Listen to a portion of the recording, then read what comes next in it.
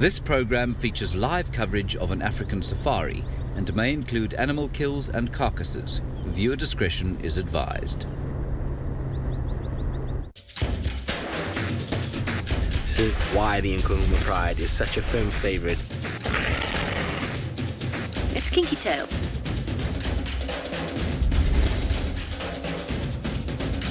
He just looks ready for a fight. This is still her territory. The Avoca boys are here to stay. How insane was that? Hello and welcome to this edition of Safari Lives. My name is Brent Leo Smith and I'm in the tent this afternoon. I have Sebastian Rombi on camera. And while we're in the tent, we're going to be focusing on the intricacies of the lion dynamics that are happening right here in the Sabi Sands at the moment. In particular, what's going on between the NKUHUMA Pride, the Mangen males, and the Talamati male. So I'm very excited to take you on this adventure. Out in the field, we have Jamie and Sydney searching for some of our other favorite cat characters, spotted and tawny alike, although I have heard that all the NKUHUMAs have left us to the north, but who knows, herd of buffalo might wander onto DJUMA, and you never know, the lions could be on their tail. Remember, hashtag Safari Live. If you have any questions for us, it will be great to hear from you. Now, it's been a busy week here on DJUMA, so while I think about what's going on, I'm actually completely lying. I'm going to show you the map so we can talk about what's been going on this week.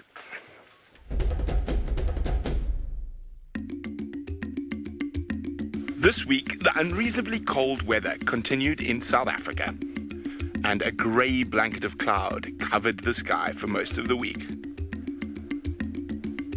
And after a lengthy battle with hyena, the little chief once again lost his meal to his father, who marched all the way from the east overnight to steal it.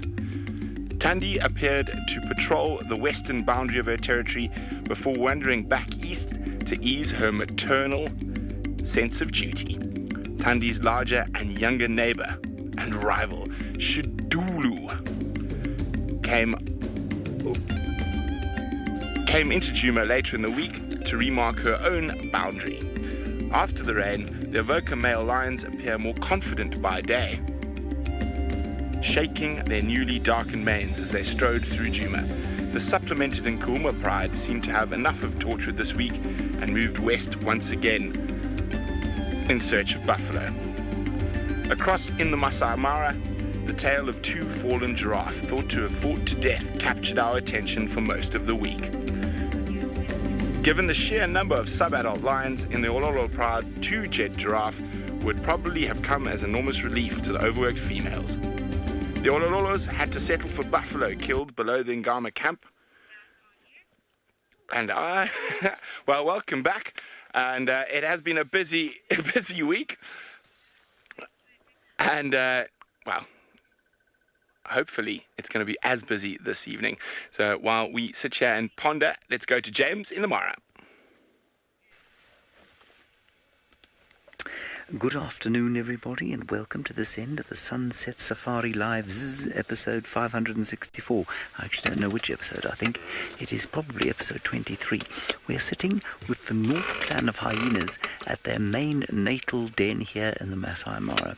My name is James Hendry, and Manu Akata is on camera. He just sliced his hand open on the camera. Well done. Good.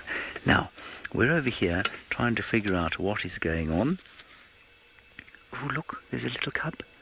Now, we think that this cub perhaps belongs, well, we know it belongs to the female behind her, or him, and I don't know who that is. Manu thinks that it is Soup. But it can't be Soup, because Soup's got lobster and char, right? So it can't be Soup. So this little chap belongs to a hyena female lying just behind her. We have seen Sour. She was quite easily identifiable. She's quite orangish. She's gone around the corner. She's also got a cub here, only one. So these two females have got cubs at the North Clan Den. No sign of Wafflies, the famous. but we are going to try and unpack what's happening here over the course of the afternoon and possibly the next week. I think we'll probably spend some time at this den site. Very, very special, especially after Jamie had done all this work here and spent so much time unravelling things, and Manu had filmed so much of it. It's just so special to come and see it all in the flesh, as it were. It's a perfect time to visit because, of course, it is getting a little bit cooler. It is 5 o'clock in the evening here in the Maasai Mara, and so with any luck, we'll see a bit of activity fairly soon. Well, even more activity. So far, 2 females and 2 cubs. Now remember to ask us any questions you'd like to, #SafariLive. And this is a highlights package, largely, of what we've seen during the course of the week. And so let's talk about the characters that are the Safari Lives. Now, on that note, we had a very special sighting with some, I suppose you might call them non-characters, but because the sighting was so unusual, it made it into our weekly highlights reel.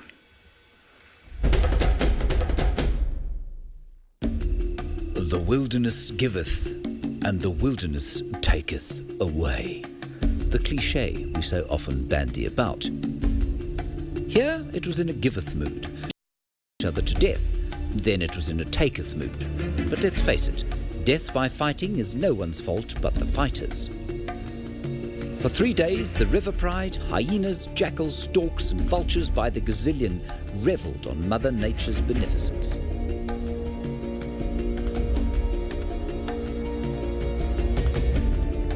But lions are selfish and enjoy a game, as this white-backed vulture found out to its dismay. Eventually, however, the cats were too full to continue, and the scavengers were left in peace to finish the carvery.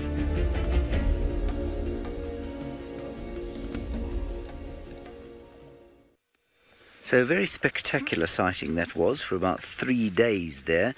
We had the River Pride, which I initially called the Marsh Pride.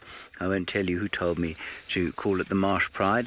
He is on the back of the car though, and he's using the camera, so you can guess who that was. Anyway, it was in fact the River Pride of lions, and they're a new pride. And they're a newish pride in that their origins are a little bit difficult to discern. There's a chap called Peter Rettig, and he's active on Facebook and knows a huge amount about the Mara lions, and he has written up a whole lot about where they've come from. But originally they did come from the marsh area across the river, and they've now taken up residence in the area where the Marsh Breakaway Pride used to be. So that's who they were, the River Pride. I think it was 4 lionesses and the rest of them youngsters.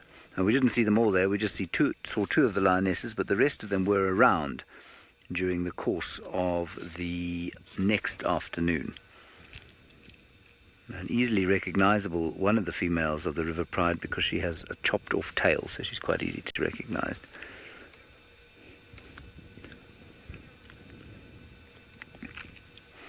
Righty, we're going to stay here, unpack more of what's going on here with the North Clan. Sydney Fulumani Mikosi is sitting in DJUMA, driving around, probably sweating quite heavily.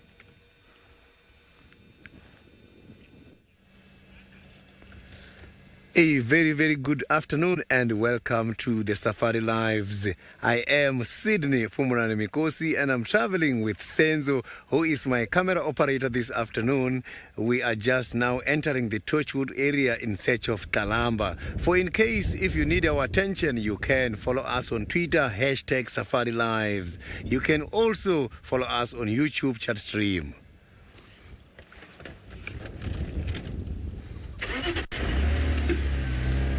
The sun is very hot at the moment. I'm sure TLALAMBA might be sleeping somewhere in this area.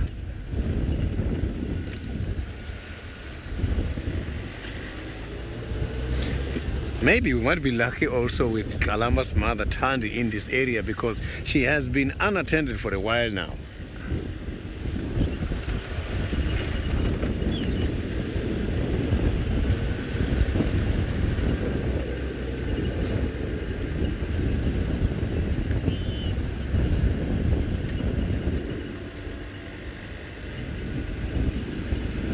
Earlier this week, THANDI and TLALAMBA has been seen together playing with each other. It was a lovely sighting.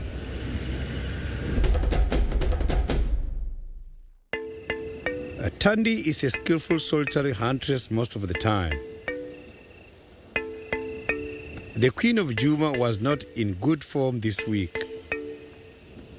She missed 2 scrub hares in the same morning.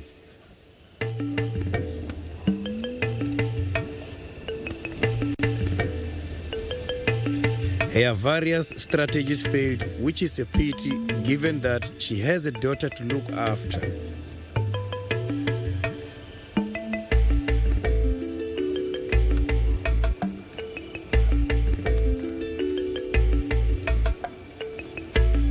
That said, both THANDI and TLALAMBA looked well fed and their playing indicated they were content. I am sure that they will be successful with the hunt soon.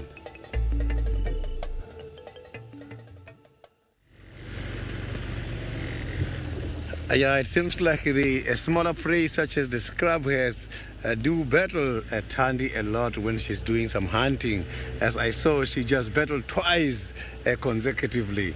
So maybe TLALAMBA, as she's growing, her practice will be make use of those kind of fast scrub hare. If TLALAMBA starts to hunt the scrub hares, I can promise you she's going to be a very good hunter.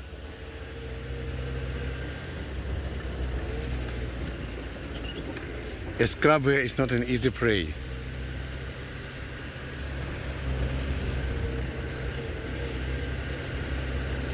So THANDI is also a very skillful hunter. So TLALAMBA has got a very good teacher at the moment. So TLALAMBA, one of the good days must have to be taken to a proper hunting training.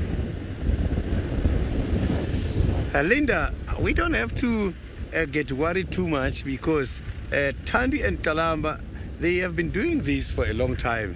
So they split, she got hidden for a while, and THANDI comes back. THANDI is a responsible mother. We might see them today together somewhere. So I trust THANDI a lot. But TLALAMBA has been doing very well. She has been left alone for quite a long time and nothing happened to her. She knows how to hide. She has been given good lessons when it comes to these other predators, I'm sure, in this area. She has been left alone since she was still very young. So now that she is starting to hunt, at least it is making me much more happy because she can be able to also get something to eat when the mother is away.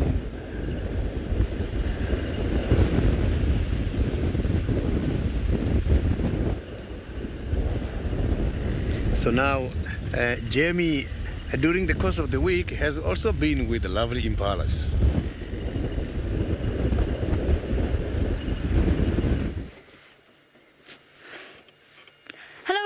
And welcome to a scorching afternoon on Juma Private Game Reserve, where we are searching intently for the Duke of Juma, Tingana.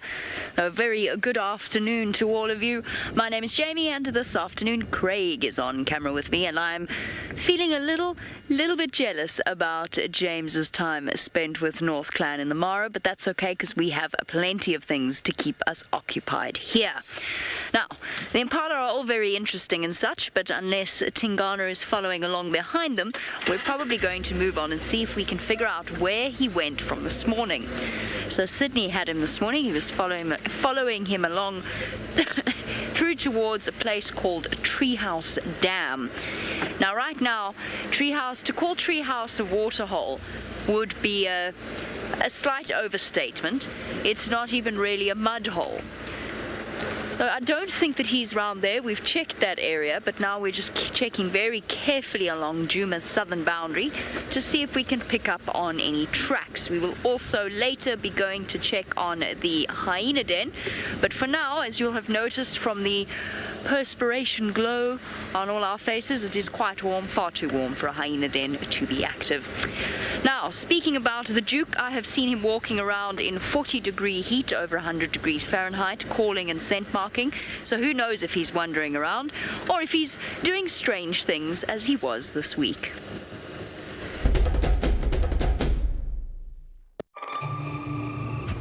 Tingana seemed alert as he tiptoed cautiously through Djuma. His behavior had us mystified. Was he searching for food or an intruder? His slinky body language seemed to suggest the former as he lurked through favored hunting spots, alternating between creeping and freezing in place. That is, until he broke into the loud, rasping sawing of a territorial male. Not exactly a recommended hunting technique. It was almost as though he was searching for something. Another free meal, perhaps? We never did manage to find out why the Duke was behaving so oddly, but the royal family wouldn't be royals without just a hint of mystery.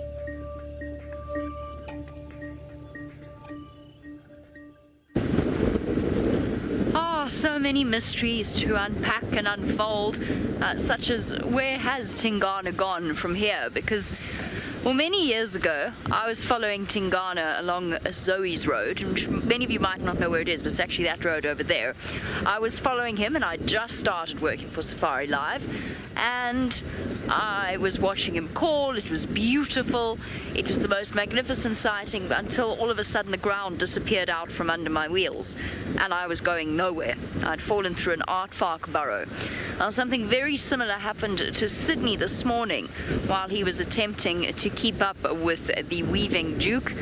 As he ducked and dove behind the trees, unfortunately, Sydney found himself firmly planted with two wheels that were not going anywhere, and in fact the entire car was pretty much disappeared into a hole. During that whole commotion, naturally, the Duke took fright and scuttled off somewhere towards Treehouse Dam. I'm hoping that we've difference popping out. I will stop for 1 second because we have a supporting character. It's going to be very difficult for Craig because it is very, very bright. But up there is a white-backed vulture nest. And I'm just drawing it to your attention because we've been following them over the course of the last few weeks. And we know that they have chicks in there. In fact, the chicks must be, nearly fully grown. It looks so odd. I can barely see, the light is so bright. A very peculiar looking vulture. Perhaps it's just the way that it's sitting. Ah, there we go, that looks more like a vulture. There we go, the white-backed vulture sitting on the nest.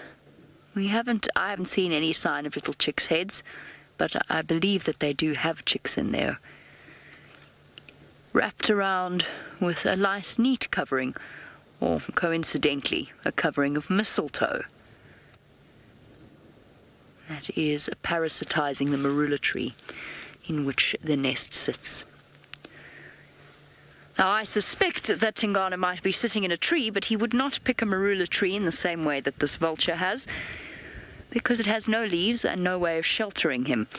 I mentioned that it's warm. The nice thing about for a leopard to be in trees, and probably the vulture is enjoying right now, is the breeze.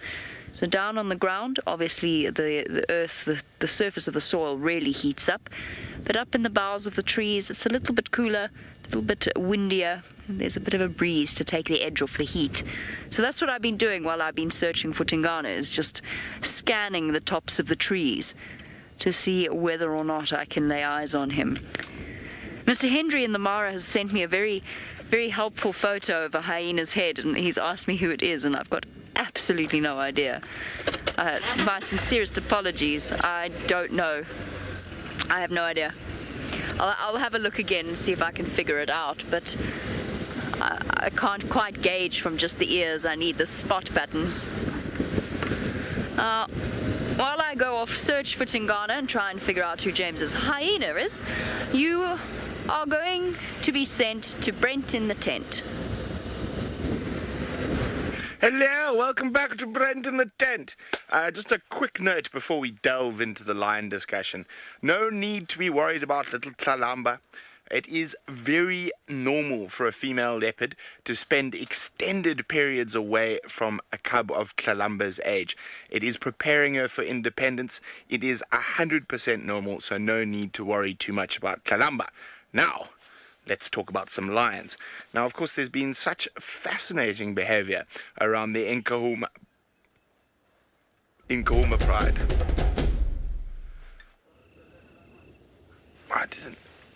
NKUHUMA pride have been followed by the Mangeni. Delve into the Talamati pride a little bit later. The NKUHUMA pride are very uncomfortable, as we can see here, with these mangy males following them around. There we go, watch. And you can see there's no reaction whatsoever from those poor mangy males, and you can see they're really not in a good way at the moment. Now, however, whether the reason the females aren't actually physically attacking them is because of the mange, because they can sense that there's something wrong with them, or they just don't really know what to do. It is one of those fascinating things that doesn't really have a known explanation yet. And we're going to hopefully see what happens as this story develops.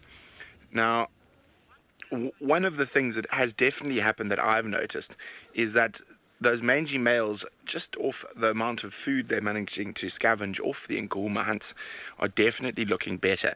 And the closer we get to the rainy season, the more that sarcoptic mange should start alleviating a bit, especially if we get some good rain in the next couple of weeks. And we actually forecast to have some big storms tomorrow. So time will tell. And I think these poor young boys, with the Birmingham boys heading down south, have just found themselves in such a difficult position that they're lonely and they're not well, so they're probably not able to do too much hunting of their own. So they've latched onto this pride, and for some reason the females haven't really attacked them too much and are sort of tolerating them as long as they don't touch or get too close. But as it's got longer and longer, they seem to be lying closer and closer to the members of the NKUHUMA pride. And it is really interesting to watch. The Talamati male is a bit of a different story, however.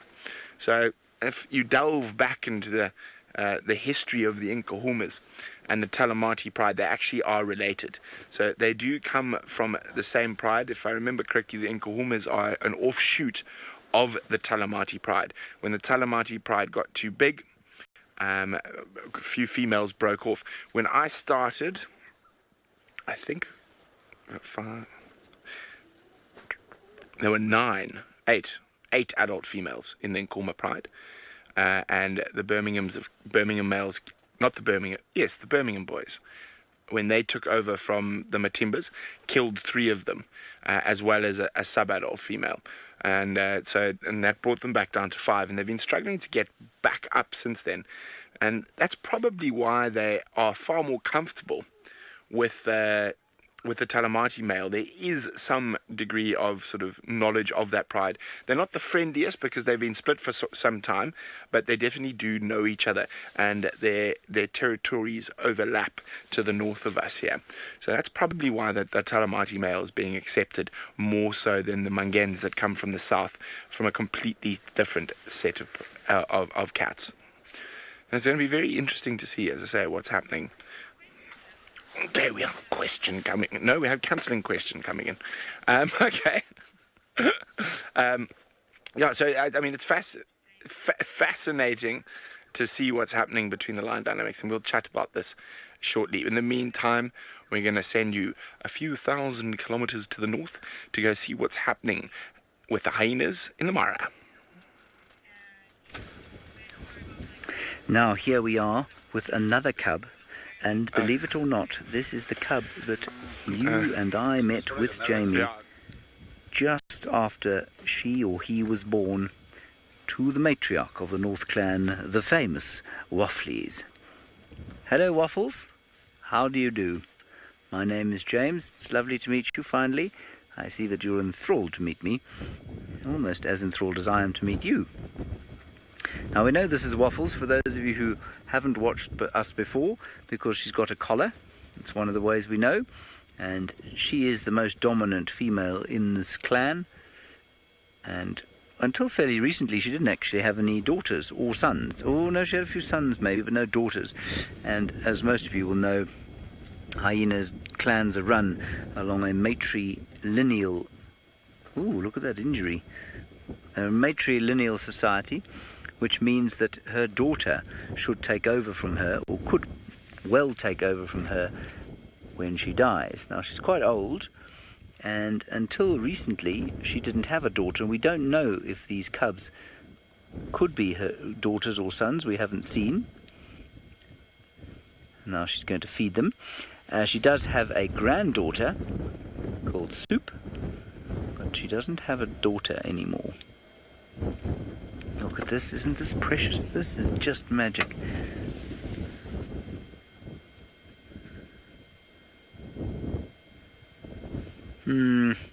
Sweet cakes, it's very difficult unless you spend a lot of time around these hyenas to differentiate between them, but with distinguishing marks like accoutrement, if you like the collar, chopped ears, scars, although those can change, they can be very distinctive, but the only sure way to do it is to look at the spots. And so the hyena experts that watch this show use the spots. For example, that spot pattern that you can see on her shoulder will be unique to her, and if you spend enough time around a hyena like Waffles, you'll be able to figure out straight away. If you saw the left shoulder, you'd know that it was her, and that's the only way you do it. And you can draw patterns around them, and that's how a lot of people do it. And if you go to the DJUMA hyena page on Facebook, you'll see the pictures, and you'll see exactly how it is that the hyena experts distinguish between them. Basically, it's just a lot of time with them, and then you get to know their individual markings. Sawa, interestingly, was the first hyena we saw, not with you, but when we got here a little bit earlier. She is, as Manu pointed out, very orange, and so quite easy to identify. I mean, I'm sure she's not the only orangish hyena around here, but if you find her at the North Clan Den, chances are, well, she's going to be Sawa. That's S-A-U-E-R, by the way, as opposed to lemon. Jamie Patterson's going to be extremely jealous. Let me just tell them that she sends her regards. Wafflies, Jamie sends her regards to you and your babies. Yes. That is magic, isn't it great? Bit of a wind coming up here. It's been a tremendously pleasant afternoon up until now, but we might have a bit of weather blowing through. Now let us go across to Jamie Andrea the Green Patterson.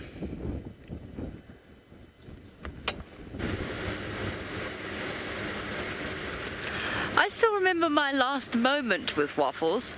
She led me... Oh, green with envy, right, I got it. I see. I didn't understand what James was saying at all, so that went straight over my head. My reflexes were too slow, I couldn't catch it, it went straight over my head. I am green with envy, and I was just thinking about the last time I saw Waffles. I was shouting goodbye at her as she led us straight into a stampeding, panicked herd of wildebeest in the dark on my very last afternoon in the Mara, and I had to retreat at high speed. So that was my last moment spent with her. She also was very smelly at the time, but I'm glad that James has given her my regards. I do miss her. So while we continue on searching for Tingana, which is becoming more and more repetitive as we drive in more circles, it's nice to chat a little bit about the hyenas, because James has been talking about identifying them. I spent hours and hours staring at the pictures of North Clan as kindly shared by Emily from the Michigan State University Hyena Project. She gave me her personal photographs, and I stared at them, and then I tested myself, and I covered the name, and I flipped through, and I put them in random order, but of course then I learnt the body language of each hyena rather than the spots. So it took me a very long time to figure out who was who in that clan, and even then I definitely don't know them all. I try to learn at least 3 different spot sections on each side. Fortunately, we're not dealing with 80 hyenas in the Juma clan, so they're a little bit easier to get to grips with, which is what we've been doing since we've had the den back on Juma.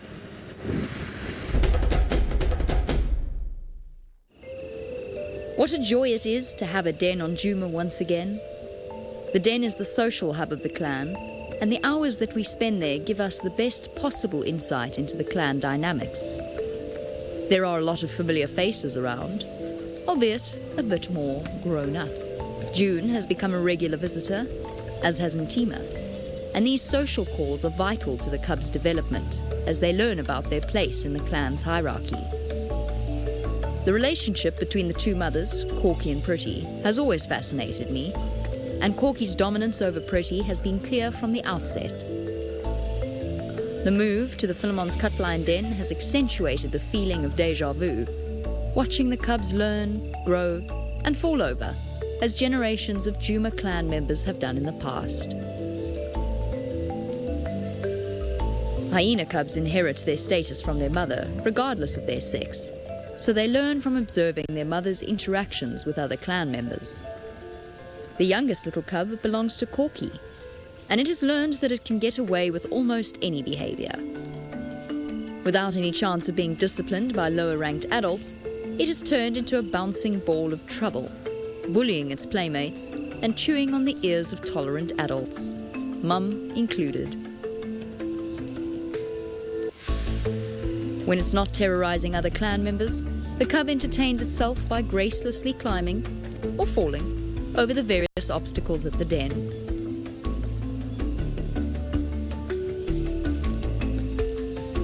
Even the clan males visit the den from time to time to ingratiate themselves with the females there, though they are often not given the reception they were hoping for.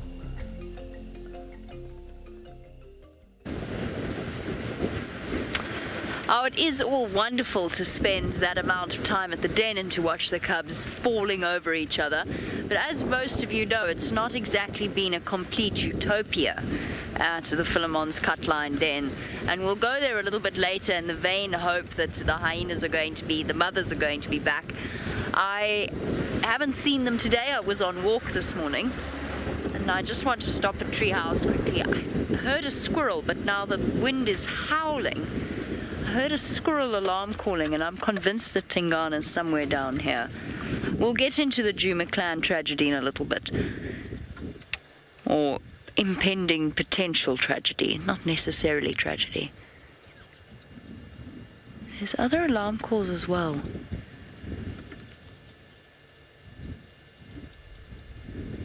The stickers are calling. I mentioned that he does move around in the heat of the... There he is. I'm staring at him. I'm completely incompetent. He's right there. Craig, below the dead tree. Found him. Hold on.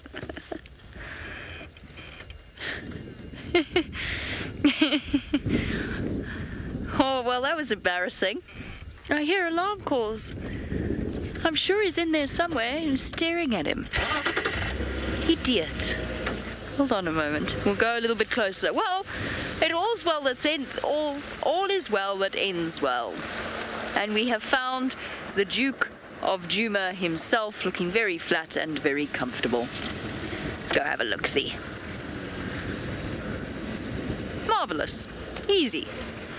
I really didn't need to do the massive circles that I did if I'd just looked a bit more carefully earlier, because I've driven past you at least once before. Hello, boy.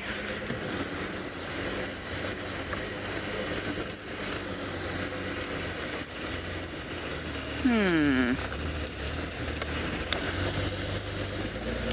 trying to see if I can find us a suitable view. He stares at us. Now, Rosalind, while I have a look at Craig's view, is that all right there for you, Craig? Cool. While I find us a suitable view, hello, my boy. Rosalind wants to know, how do leopards survive in this heat? They actually do so relatively well. I mean, there are animals that are adapted to living in the heat of the African wilderness. So, obviously, they'll rest during the hottest times of the day in the shade, mostly. Sometimes they'll move around when they have to, but you can see he's breathing very, very fast at the moment. He's not full-on panting, but he is essentially putting as much blood flow through his nasal passages as he can. Obviously, the membranes there are very, very thin, so the blood is close to the surface, and the membranes in there are moist as well. So by passing, as he's breathing like that, breathing rapidly, through evaporation, he's actually cooling down the blood, which is then going across to the rest of him. So although they might look as though they would struggle with heat with that thick fur coat, you have to remember that they have evolved in a country, or not in a country, in a continent that by and large is known for some very, very warm temperatures, as well as some extremes of cold as well. It's not that he's not struggling to dissipate heat. Now, obviously, a big male leopard like Tingana will, by and large, have to work harder at maintaining his internal body temperature than, say, a THANDI, or at least cooling down. So that's just a basic maths equation. The bigger the animal, the bulkier the animal. Oh, shame, something's in his eye. Biting fly, perhaps. The bigger the animal, the smaller the surface area to volume ratio, and the harder it is for them to lose heat. So it's a really simple maths problem. So for elephants, they have to have quite a sophisticated cooling system. And that's, of course, their large ears. They'll also go for mud baths, which we never see leopards do. Only HOSANA when he was younger and used to catch terrapins all the time, or vutomi. But leopards don't go and wallow in the mud like buffalo or rhino or elephants do. It would mess up their pristine white bellies, which would be tragic.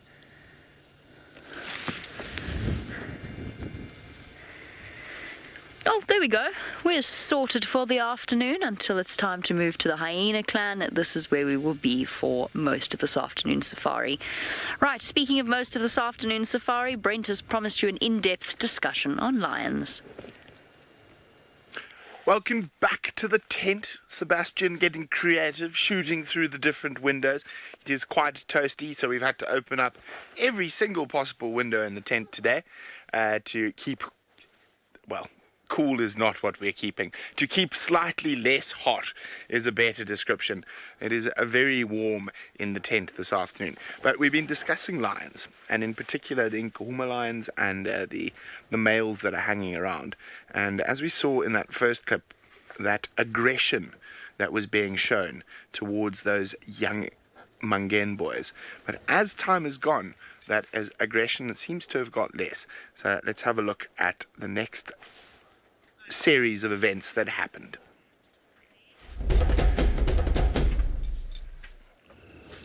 So there we go. You can see much closer. Still getting the snarly snarls, but not nearly as aggressive from a long distance.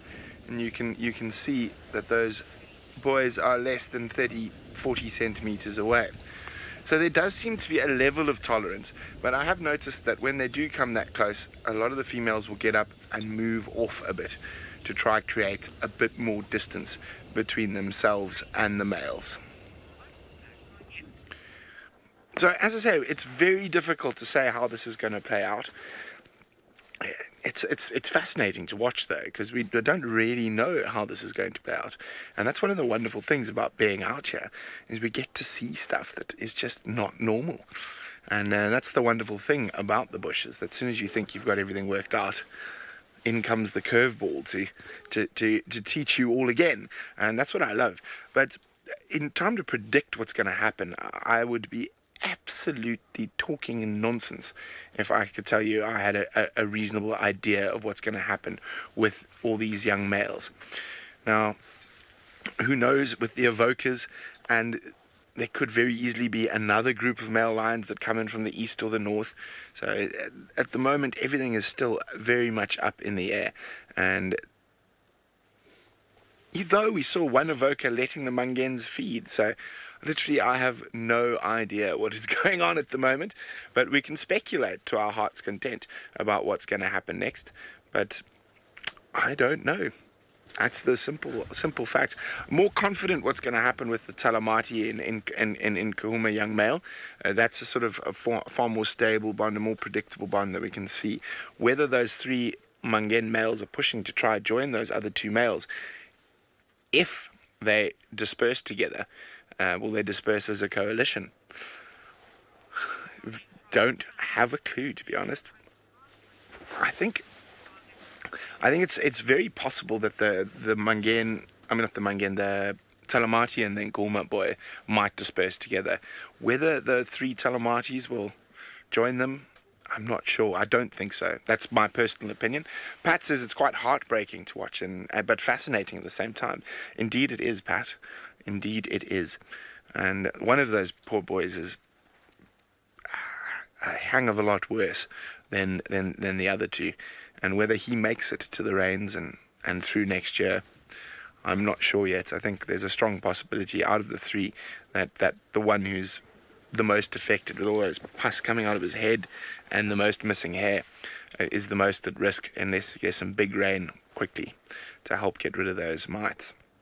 Very sad, but it is nature's way of fixing the problems. The lion population, the lion population was getting big. Painted Wolf's wondering how the rain kills the mites. It doesn't kill them. It just makes it more difficult for them. So they tend to not spread as easily, and they tend to be not as active when it's wet. And also, if they're lying in sand and stuff like that, if there's grass and whatnot, it's harder for the mites to get onto the bodies of the cats. Now, the NKUHUMAs have patches of mange, some of the females, but they seem to have a better immuno response to them, so they don't get nearly as badly affected as the mangens or the sticks, for example, who well, I didn't even know the mangens had mange till I got back, but the sticks have been plagued with mange for many years. And the NKUHUMAs seem to have mange, but it doesn't ever get to that really, really bad stage. You can see little patches on their tummy. The Matimba boys also had patches of mange, Birmingham's as well. So it is a naturally occurring element that affects the big cats, and kudu, impala, wildebeest, any of them can actually get mange. Leopards, hyenas. So it is interesting to see that in this area it seems to be more particular on the lions and kudu than anything else.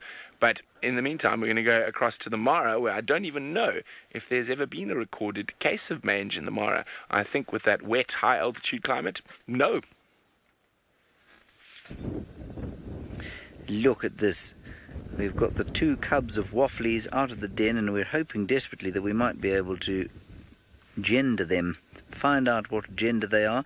Are you allowed to say that these days anymore? I think using the term gender might be considered politically incorrect. But I'm afraid I don't care. So, yes, we want to know if these things are male or female, because that's going to tell us whether or not Waffles has birthed herself an heir. They are having a little bit of a spat, and certainly the one currently on the right does seem to be winning most of the spats. Might be slightly larger. I mean, that really looks sore than his or her pal. Brent, I don't think there's any mange in the Mara, although if you look at the back of Wafflies there, it looks like a bit of mange. It's certainly not mange, I don't think. It's much too wet here. She has got what looks like a nasty injury on her back, including puncture marks. So quite possibly she was set upon by a lion or maybe another hyena. She looks in very good nick though, so I seriously doubt she's been toppled from her position at this stage of the game. Very sweet. These chaps have just been watching elephants go past. We've probably had about 50 elephants wander past this den site. There are some in the background, you can see. The weather not quite as pleasant as it was when we arrived, but it does change very quickly in this part of the world. I was just saying that when Waffles stood up, she's not really an oil painting. She's quite a battered old girl. You know, she's done a huge amount of work since her time as the matriarch of the North Clan began here in the Maasai Mara, and I'm filled with admiration and respect for her. But as I was also saying, I'm not sure that I would give my child a stuffed toy that looked like Waffles. It'd give them nightmares for years. Stuffed toy that looked like her children, however, well, that would keep them very cheerful. They are the cutest little things.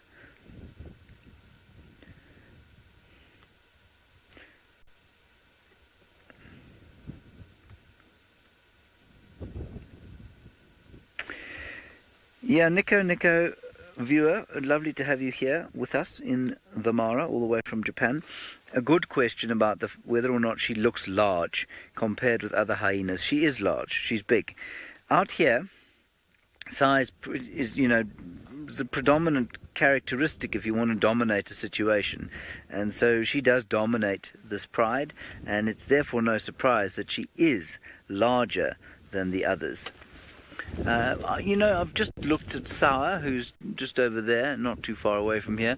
I definitely think Waffles look larger than that, certainly heavier. Whether or not she's taller, I don't know, but she certainly does look heavier. And that mass will definitely give her an advantage. Now, of course, we know that hyenas are big because they carry a lot of male hormone, and interestingly, I read the other day it's not testosterone, it's a very similar hormone called, I'm going to get this wrong, but I'm going to try it anyway, anostemnedione. I think that's what it's called, anostemnedione or anistemnedione, and it's what gives them their size. It's what makes them bigger than the males, and it's what makes one more muscly than the other. So she's probably got higher levels of that anistemnedione than the other females in this clan, coupled with an experience of being the leader. And so those things will maintain her at the top, along with her size. If you were to have a runtish hyena, no matter how much anostemnedione she had produced, she would be unable to maintain herself at the top of a clan like this, because she'd just be overwhelmed with muscles. Right, we aren't going anywhere from here. Jamie Patterson is sitting with Tingana, another old, grizzled and very, I think, attractive member of the dominating predator classes.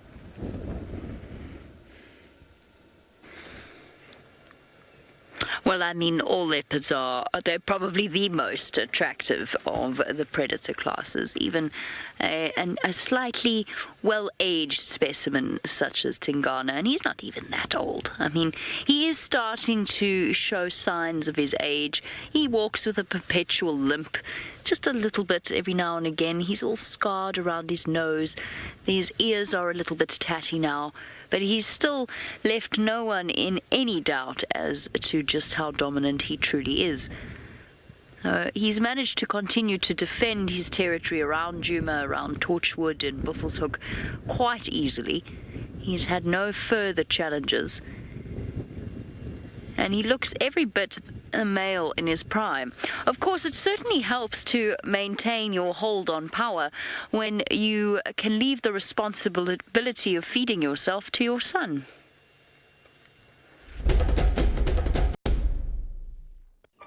Once again, Tingana snatched a kill from his hard-working and somewhat hard-done-by son. HOSANA seemed to empathize with the scavengers as he looked longingly up at the Sunday brunch that he had worked so hard to procure. Reality must have set in at some point, as HOSANA abandoned all hope of retrieving his meal, and he set off to plot his next move, while his father enjoyed the spoils of dominance.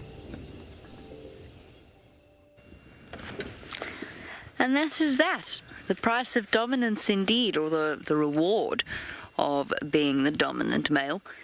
Whether he's stealing from HOSANA or potentially from THANDI, Tingana's done particularly well for himself over the course of the last few weeks.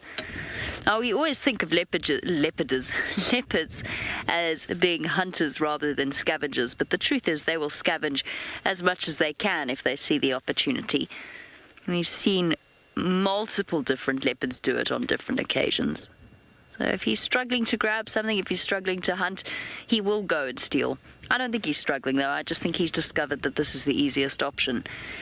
Why be intolerant of his son when he knows that he's getting older and he knows that HOSANA is providing perfectly adequately for him? I have to be honest, I was hoping, as we searched for TINGANA, I was hoping that he might lead us to the little chief.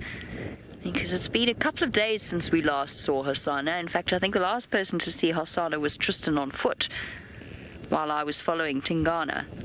And he has since given us the slip.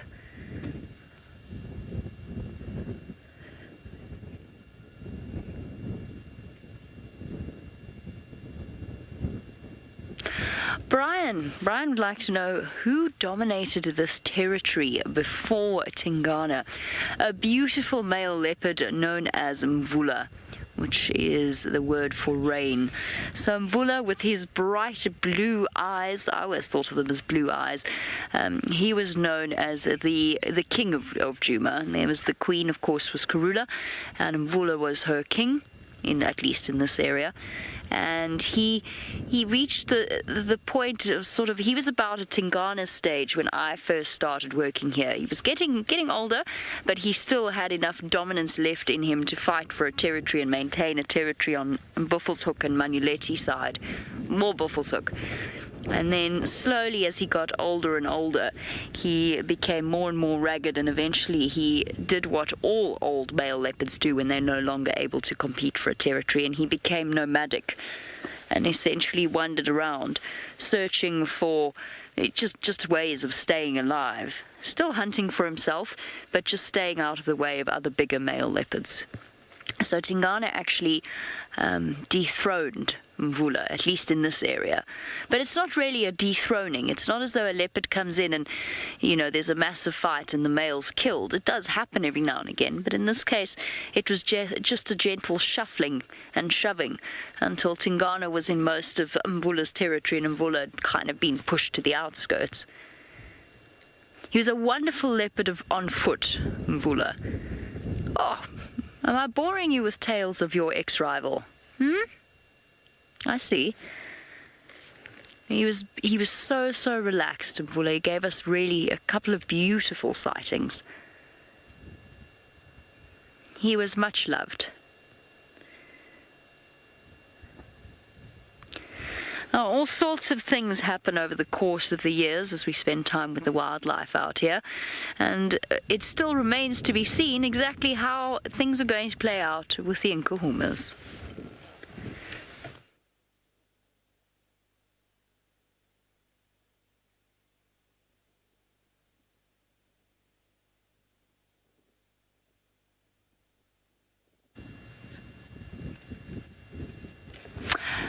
Oh, your timing couldn't have been more perfect, as unfortunately we had a technical glitch with Brent, but TINGANA is up. He's moving, and he is just really kindly proving the sort of the thing that I was telling you about him moving in the heat of the day to be correct. Where are we off to, boy? Well, I guess we'll have to find out. I can't move yet. He's gone. No, I can't move. There we go. He was right behind the vehicle for a second. Okay, let's go and see if Brent has managed to get his stuff together in the tent and is now able to talk to you. Yeah, sorry about that. We're not sure what happened, but we're discussing. Well, you didn't hear what I said. I said the NKUHUMA Pride haven't had quite as much success in hunting buffalo this dry season as they've had in the past. I think 2 years ago probably was the most impressive dry season during the drought, and they were just murdering buffalo left, right and centre. But this year the buffalo, with a bit of rain early in the year, have been in better condition and better equipped to see them off. So let's have a look at a bit of lion buffalo action from earlier in the week.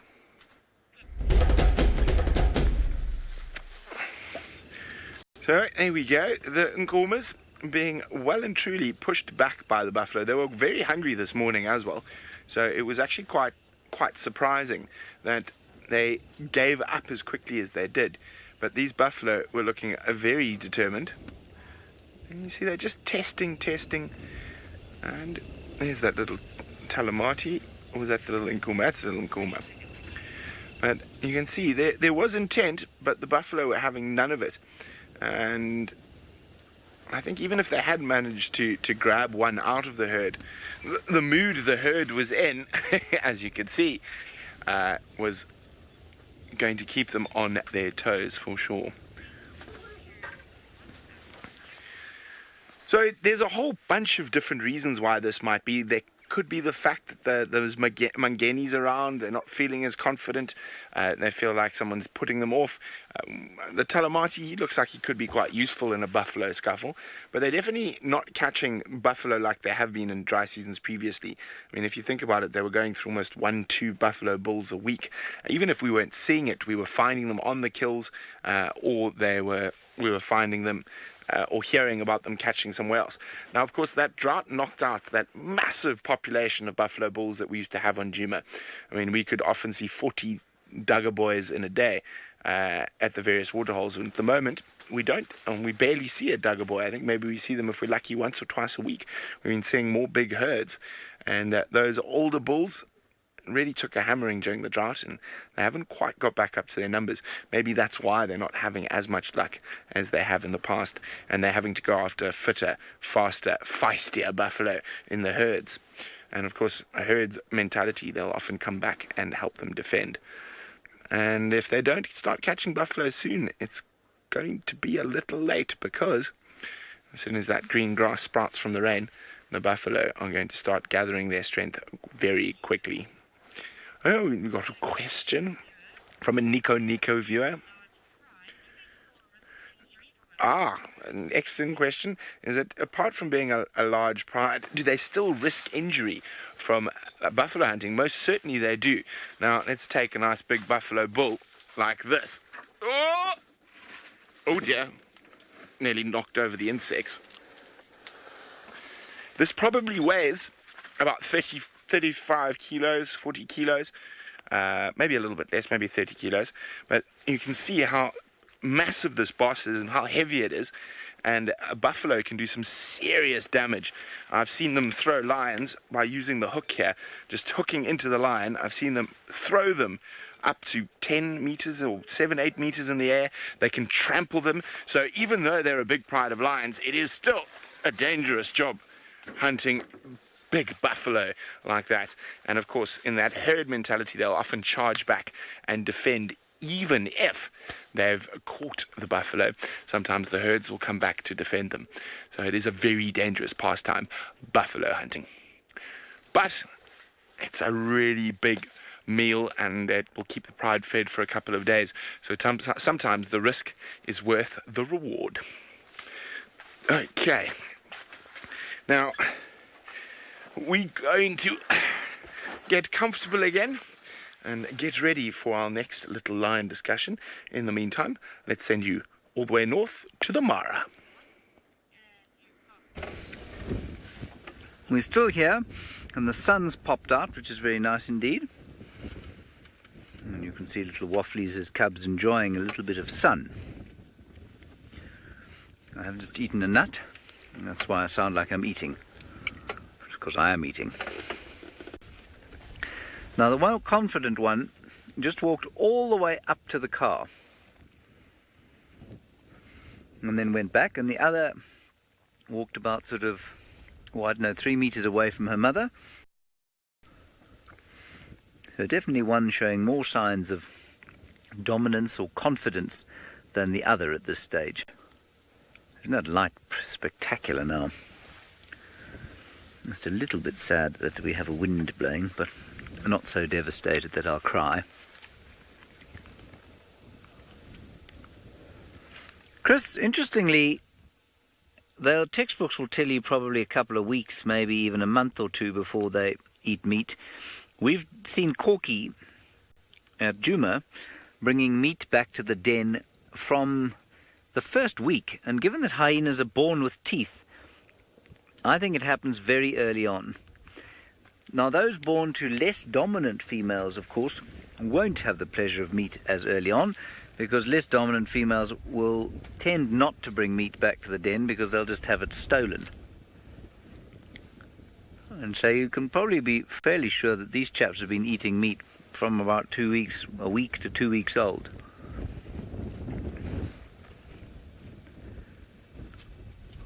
We've thrown a lot of what we think about hyena behaviour clean out the window as a result of Jamie's experiences here and our experiences with you at the Djuma clan den. You will read, for example, in South Africa's preeminent mammal text, that all females in a clan outrank all males. It's very clearly not the case. It's very clearly not the case here or in the Djuma clan. Hyena males born to the matriarch definitely hold more rank than some of the females in the clan. So that's been thrown out. You will read in a number of texts that hyenas do not bring meat back to the den. That's patently untrue. That little thing looks like a civet now. We often talk about civets, everybody. Never seem to manage to show one to you. Well, that's what they look like, except not with a head like that. See how much more confident than the other one. Venturing out, checking us out.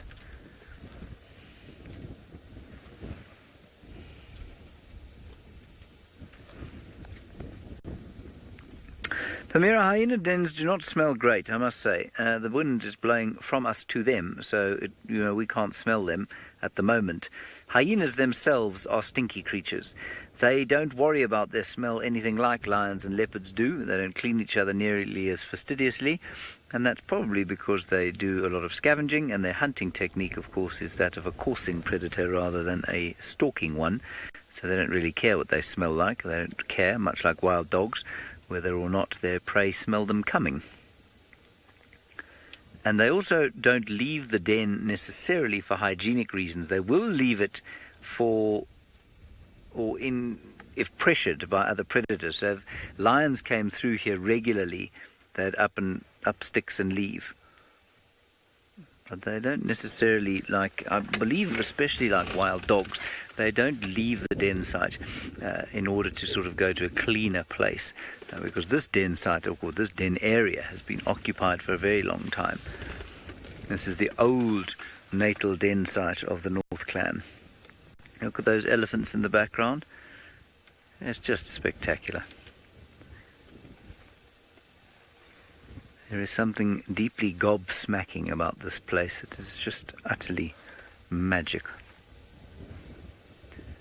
What a privilege it is to be sitting out here at 6 o'clock in the evening in the Maasai Mara, not another soul around. All right, the old Duke now seems to be up and about and doing his evening exercises. That's good. Hopefully it'll keep him young.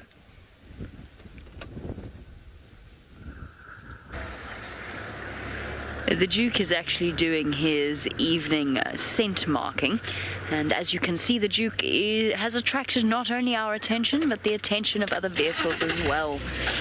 So he is spreading the scent of buttered popcorn to the winds. He's just urinated on the squarry bush over here. Can you smell that, Craig? It smells... Weird thing to say, but it does really smell very nice. Buttered popcorn makes me want buttered popcorn. Now, he spotted something in this drainage line. Now, what we're going to do is we're just going to shift up a little bit ahead. He's stopped here on a termite mound. I'm just going to go around. What have you seen, my boy? Or heard, potentially, as well. I once watched the lioness in the Mara talking about that sort of thing, what James was talking about. What was James talking about? I can't remember where my train of thought was going. But essentially, I watched the lioness in the Mara. Oh yes, the openness and the beauty of it. Watched a lioness hear a warthog from about 300 meters away while walking.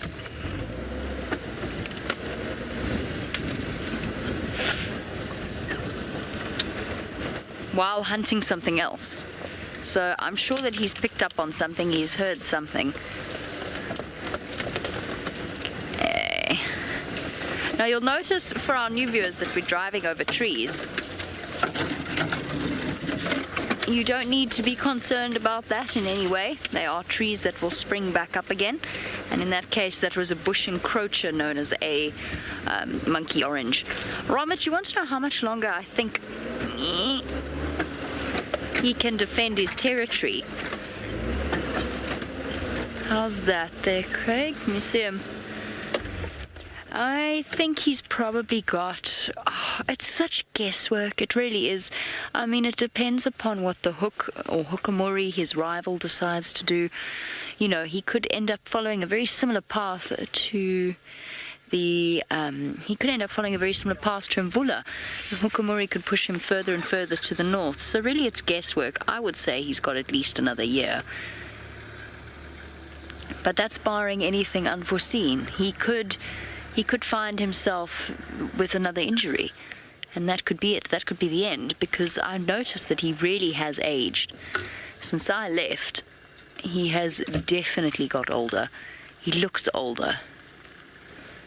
Starting to be a bit saggy around the jowls. Doesn't mean he's not still beautiful.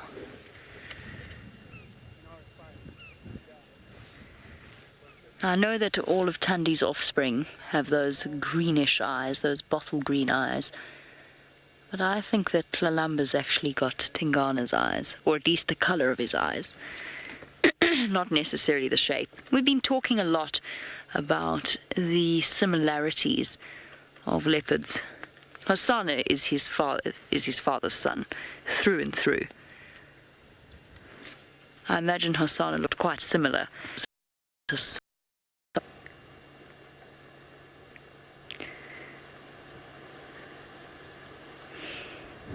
Know what else it is? It's the skin. It's the elasticity in his skin. If you look at the fold between his leg and his body, his skin looks a little bit sort of stretched. Knee. Those are all little signs of age. Most importantly, the yellowing of his teeth. It's the best, most accurate way of aging any of the big cats, is to have a look at their teeth. Nice hunting weather for him. It's windy. He's intently looking in the direction of this drainage line.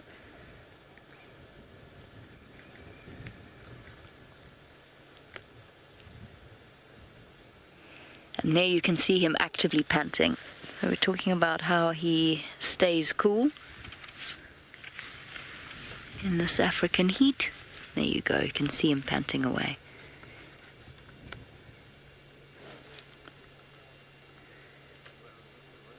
Here we go. Perfect opportunity for screenshots. Remember, you can share those on hashtag Safari Live on Twitter or in the comments section of YouTube, along with any questions that you may have to ask. So while you think about what questions you would like to ask about the Duke, let's go and see whether Brent has any answers on the lions. Oof, Jamie's having some wonderful views of the Duke of DJUMA, Mr. Tingana. I am still sitting in the sauna that is known as the tent, discussing lion dynamics.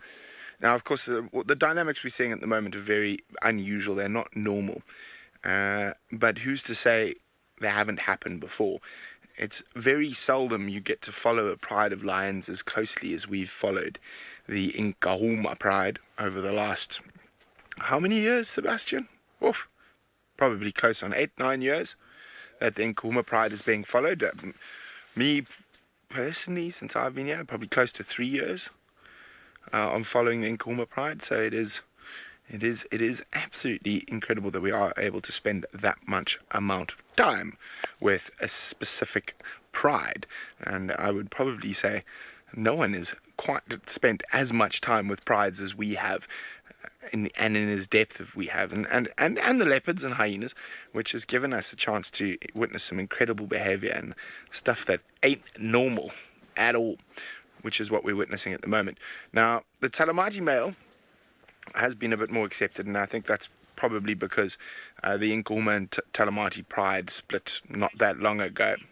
But Debbie, not quite sure if I understand Debbie's question correctly. Debbie wants to know, are they more of accepting of the Talamati male because he charges at the Mangens?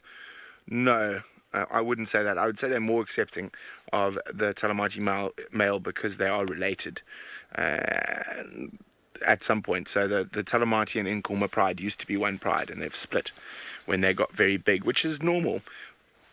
I have a glory, a go-away bird, alarm calling, Franklin's panicking. What is outside? It could be a bird of prey. Could also be HOSANA.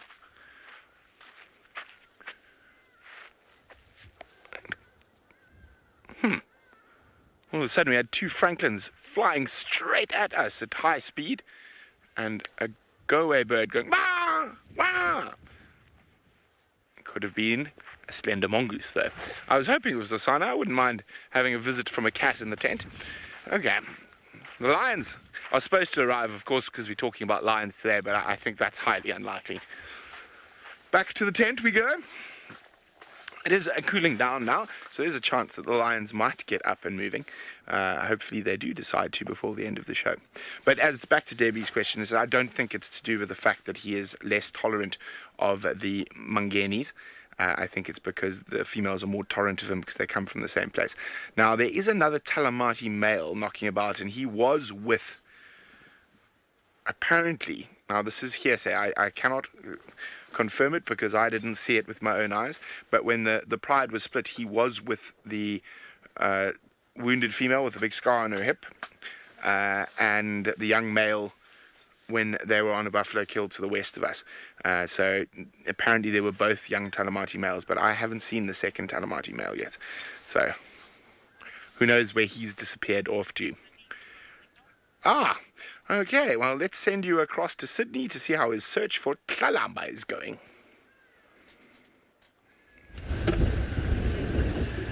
There is no lack of them. During the course of the week, I was on a very interesting sighting where one of the Avoca males interacted with a hyena clan. One of the Avoca males arrived at the Juma clan den where the hyenas has just arrived with a nyala kill. The majestic lion stalked the hyenas extremely quietly before charging into attack. The fight between him and Koki, the matriarch, was very worrying as she has a new cub to look after. Koki tried to run but eventually had to stand her ground, showing a courage that allows her to stay in a high-ranking position. Hopefully, she is not badly injured.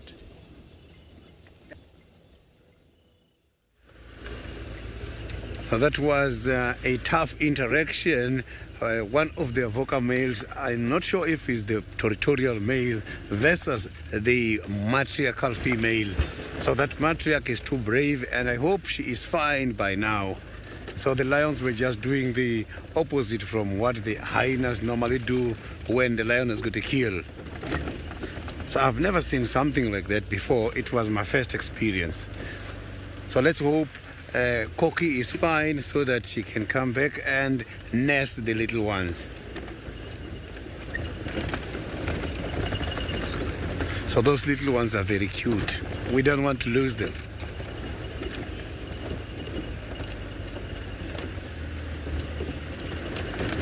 April, that is true. That was very tough. The matriarchal female was also defending herself, and she did manage to bite that big lion a few times, which was something good because she tried to defend herself when that very big male lion was trying to dominate her. So you can see that to be a matriarch by the hyena clan is quite a responsibility.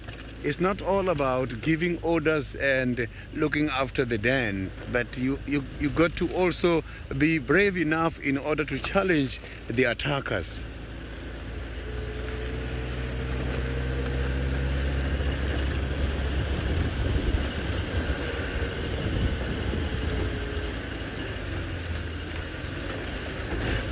Polecat mama, on several occasions, if the lactating hyena dies, chances of the little ones to survive, they are very much slim. So, but if you can check the hyenas, the milk they produce has got high protein content, which can make the little ones to go a little bit much longer.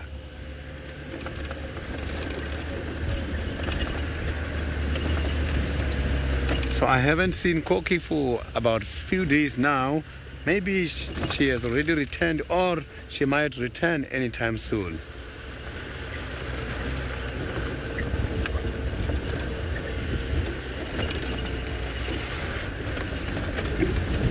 So I will be looking for these lions around here. Maybe we might also see one of those avocas, or the one who caused problems by the hyena den.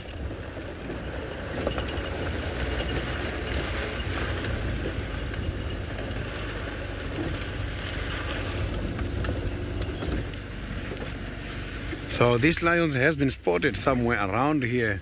Their tracks has been spotted in the morning. And so now let's go and see the hyenas.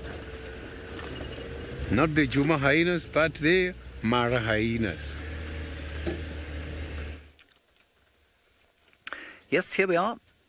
And the hyena cubs have just chased off a long claw. The long claw has gone into the grass, survived being chased by these two cubs. Now, I'm going to hazard a guess here that what we're looking at is two little males. Now, I know that's a bit sad for Corky, but I'll tell you why. They are relatively kind of boisterous with each other, but one is not obviously kind of being abusive to the other. And if you compare them with Pretty's cubs at Juma, where the female is, well, I mean, she's obviously much bigger than him, and she's completely dominant and completely almost bullying. Here we have a little bit of rough and tumble. One seems to be sort of dominant over the other, but really there's nothing too drastic about their interactions. And in fact, they do quite a lot of just playing.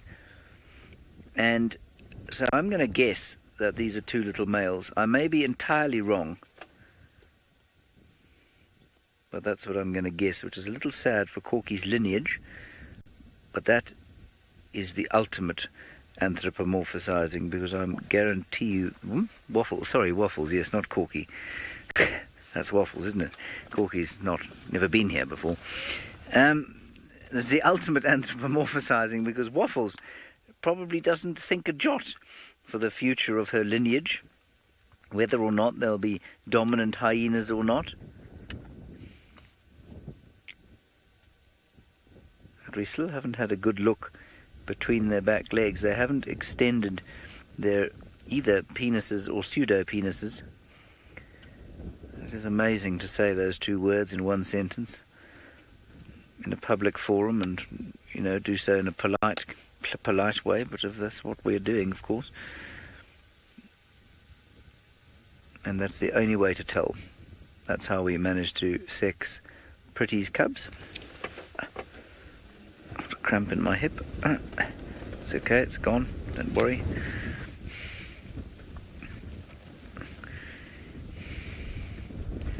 So I don't know what anybody else thinks. If anyone else agrees with me that we're looking at two young males, I'd be very interested to get the feedback of one Jay Patterson. Of course, she's not here to see these things, but she can watch the footage later and see if she agrees with me. The hyena researchers, I haven't asked them actually. I'll see if they know. But they aren't around this evening, so I can't sort of shout across this glorious grassland, golden lit evening. Oh. We were just comparing other places we could be on a Monday afternoon, such as driving home from the bank, which my brother is doing in Johannesburg right now. And it is just tremendous to be here rather than driving home from the bank. Rochelle, you say very hard to tell them apart. Yes, absolutely, extremely hard to tell them apart.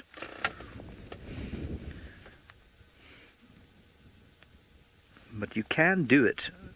Look, you know what? I mean, there are obviously slight differences between spotted hyenas here and spotted hyenas up in or down in South Africa. The lions look slightly different, and that is because they have been separated for a long time. Of course, there's not a contiguous population between here and South Africa, likewise with the hyenas. And so perhaps there is a slight difference, and perhaps, I don't know, the hair's longer underneath the belly or something, and maybe at this age they aren't quite as expressive because the dynamics within the clan are slightly different than they would be in South Africa. I don't know. But normally I would have expected to have had a look by now. It's entirely possible also, though, that if another hyena was to come up here, a greeting ceremony would take place, and then we'd probably be able to have a look, because, of course, that's largely the purpose of those implements, shall we say? No, organs. Righty, we were with the Sausage Tree Pride last night. We spent a lot of time with them. They were doing very little at all. In fact, they were doing just about nothing. And perhaps they were lying there because they felt some shame.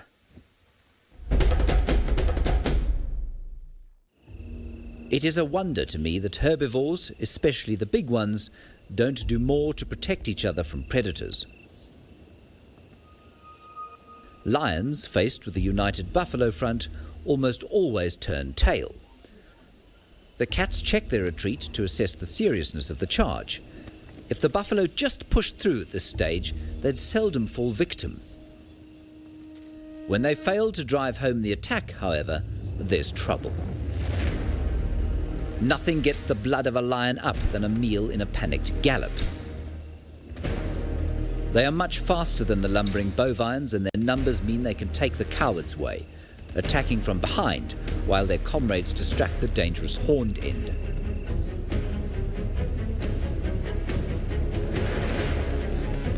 Eventually, exhaustion and weight of numbers wears down the victim. It's tickets when the leonine canines clamp over the muzzle.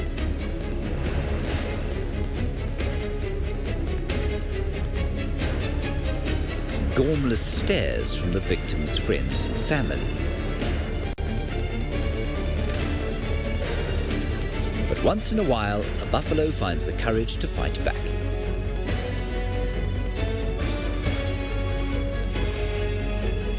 Perhaps the glaringly obvious solution, i.e. simply chasing the cats, suddenly permeates the bovine brain.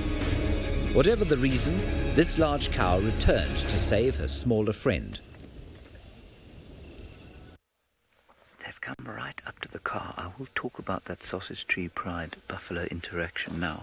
But these little things are so close up right now, I don't want to make too much noise. That special?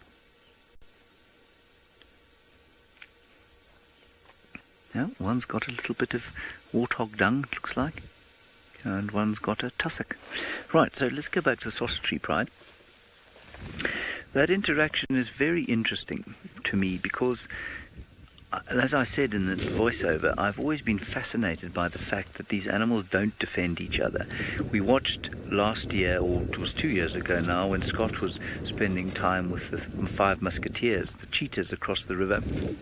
They would attack herds of wildebeest, and as long as the wildebeest stood firm, the cheetahs couldn't do anything.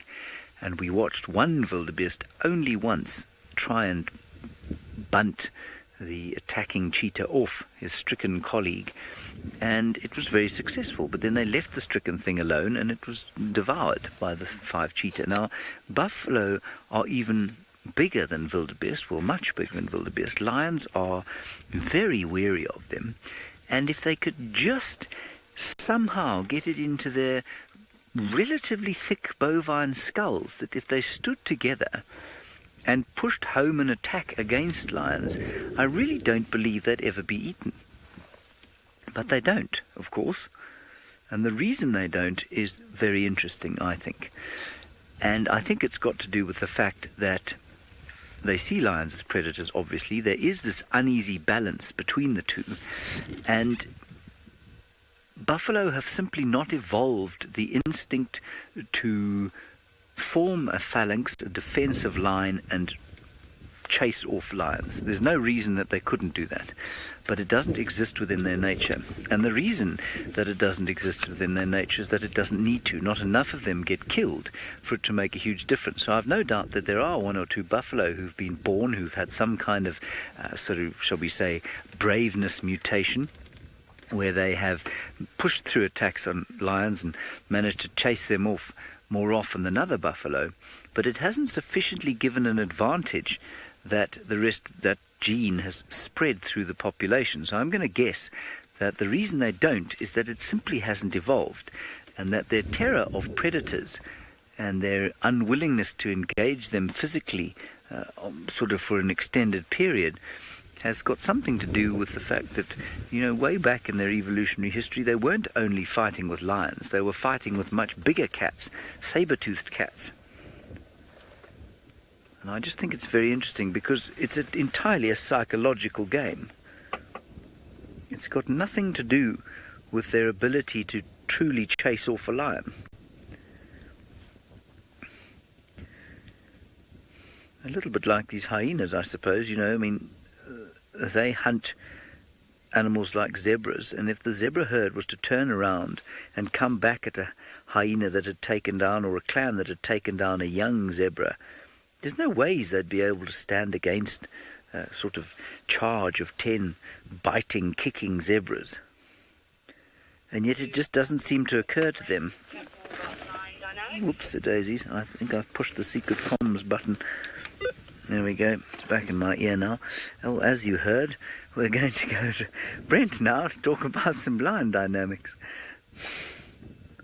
Look at this. I'm looking at you through a pelvis. And Sebastian getting creative on the camera. We are looking at you through a giraffe pelvis. Sorry, not buffalo pelvis. There we go.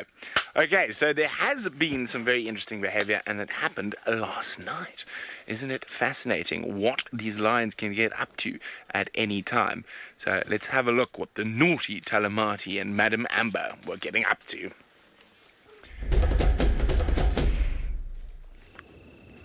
So as the sun started to set last night, and the lions were quite close to the northern boundary, the Talamati male was harassing Amber Eyes. Now, she presented in front of him, but not properly, and I don't actually think proper mating took place here. And you didn't see that normal tail flicking that you would by her. She didn't look that excited. And then also, he didn't quite seem to get too excited. And the fact here, when he disembarks, there's no snarl or growl, means I think he might have missed the mark. Now, a lot of people are saying it's very interesting that she immediately rolled onto her back like that, and that normally happens after a successful copulation. Now, a lot of that type of behavior could be instinctive, so she's instinctively rolled onto her back. She could just be in false estrus at the moment, and she could just be placating this, trying to think of a nice way to put it. Something about young boys and their urges, and you can see how much bigger he is than her already, so she might just be trying to sort of keep the peace for the moment. But if he hangs around for long enough, the possibility of him mating with the NKUHUMA pride is quite strong. I think he will definitely do that. But that didn't look like a proper mating or copulation to me. It looked more like a sort of going through the motions, a sort of more sort of ritual-like display. And we'll see what happens. I don't think there are going to be any cubs from there, though. I think he definitely missed.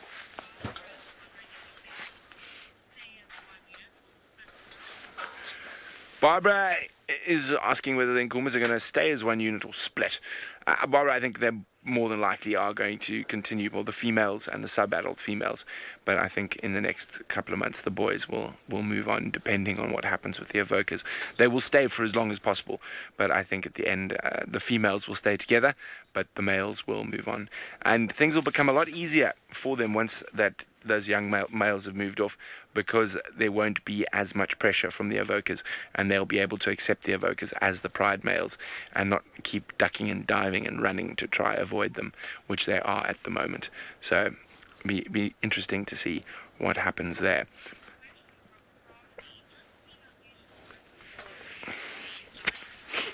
Crafty is saying, don't the females normally go for a mature, full-maned male lion? Yes and no. They will mate with sneaky males that come in and out, but as a general rule, woof, where did that wind come from? They will go for mature males, but if there are young males present, they will also mate with them as well. But as I said, I don't think that was proper mating. I think that was her just placating the young male, and I don't think there was actually any penetration there. So I think he was going through the motions, and young male lions of that age often don't quite know what they're doing. They're still learning the ropes, poor buggers. But yes, it can be very, very amusing when they are at that stage. Now, of course, this is only happening. I mean, you will see sons try and mate with their mothers even at that age. It's not uncommon. And with lions, they are able to inbreed with up to 3 or 4 or 5 generations without any adverse effects. But obviously, if they keep inbreeding, it is not good. It's not good for the genetics, and eventually you will start getting genetic anomalies like short legs and 2 tails and 7 toes and funny-looking lions that look like they've been hit in the face with a spade. But it sounds like Sydney has found something that is not a big cat, but still a favourite of all of ours.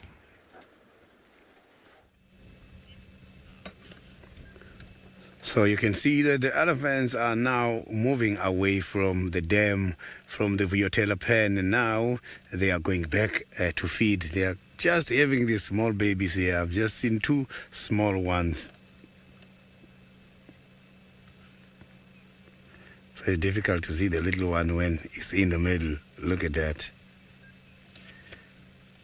So that is quite a very small one. So the mothers are responsible to help the little ones to feed until they're 2 to 3 years. But these little ones, they've got to stay with the mothers for up to 16 years. Oh, there's more coming here. This side you can see they're just here. Look at that. So the little ones are very inquisitive. They're trying to investigate what is it we are doing here at the moment. So the elephant's body smells just like the khaki balls, which is one of the plant which also produce a very strong scent and which can serve as a mosquito repellent. So these elephants are so very peaceful. Normally, when the elephant has got babies, when the elephant has got injuries, and when the bull is on mast, elephants can be dangerous. But here at the moment, I can see that they are peaceful, and I'm just going to reverse and get much closer so that we can have a better sighting.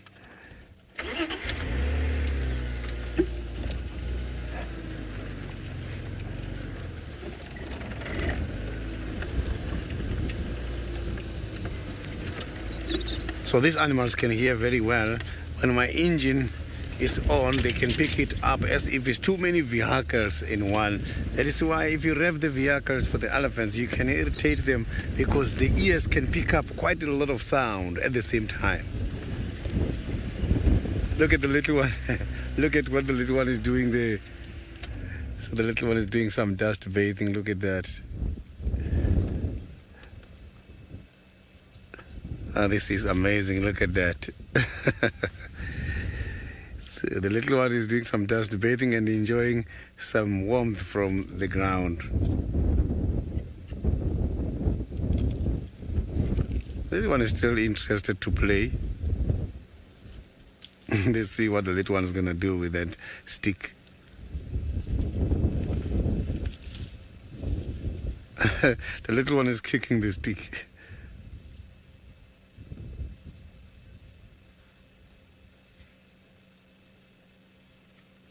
So now the little one is interested to lead. So these animals, they can have something in mind for quite a long time. Elephants, they've got good memories and they can learn very quickly. So these little ones, when they are seeing the parents every time doing things, they want to do the same. I'm sure what the little one was doing is what the little one saw when the adults were doing the mud bath.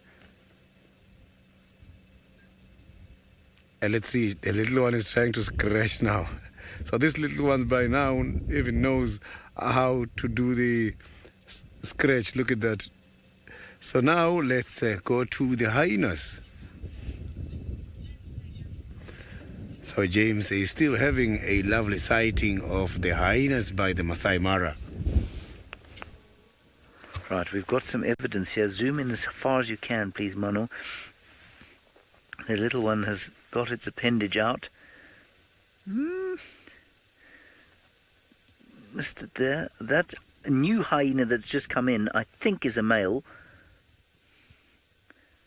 I don't see any teeth, and the penis is pinched at the end, but it's quite big for a male.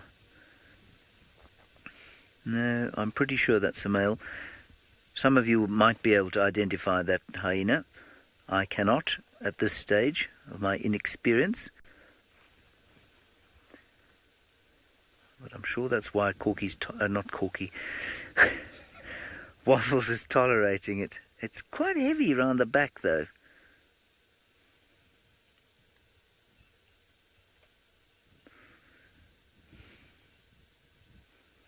Pretty big as well. Let's see if I can find this document with my hyena ID. Perhaps telling Waffles that something's died close by. Hyena, here we go. No, just let me open it.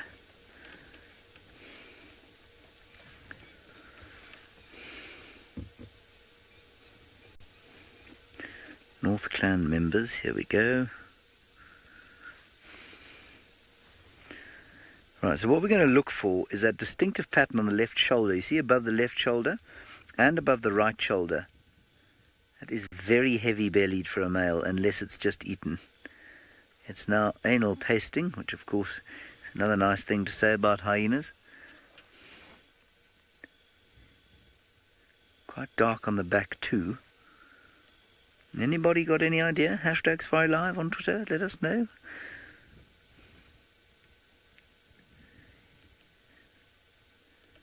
They're very close.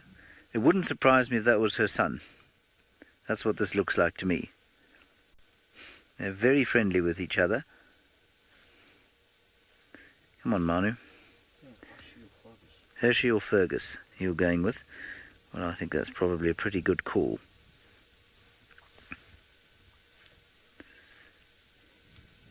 The little one is also completely comfortable around the new arrival. Apparently you chaps are not. Right, they're now under the car.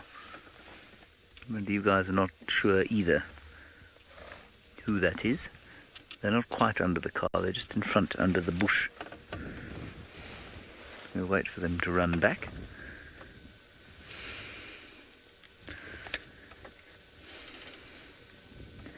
So two very distinctive patches on the left and right shoulders, distinctive spot patterns. Yeah, I'm going to go definitely with one identikit to load.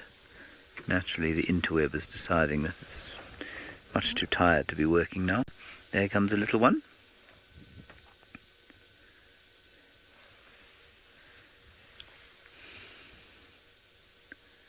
What a privilege it's been to spend this afternoon here. Now, we will shortly be going into infrared. It is getting a little bit dark. And so before we do that, let's go back to pajamas and Tingana.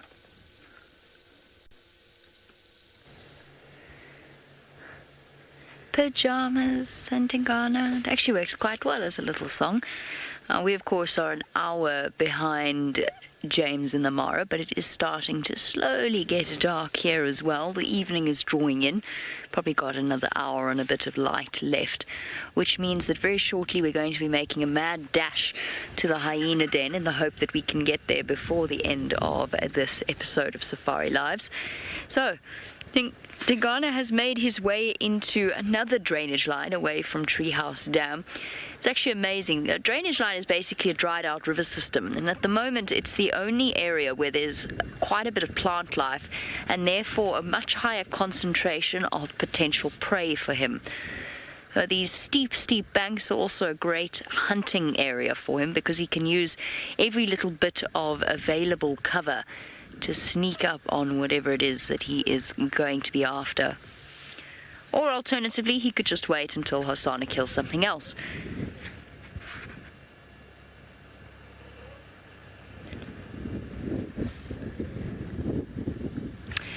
Zach, you want to know if Tingana only scent marks because he's dominant? It's a little bit more complicated than that, but yes, in essence that is correct. So he is dominant. Male and female leopards are territorial.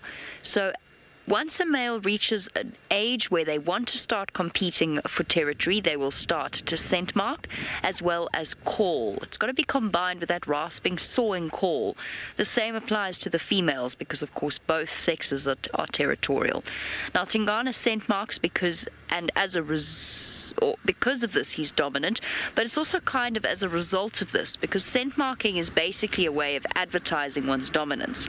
Now what we've seen is that HOSANA has started to scent mark around this area, but he is not in any way dominant yet. He's not ready to be dominant. He's not dominant over his father. He's not big enough yet. But he's nearly 3 years old.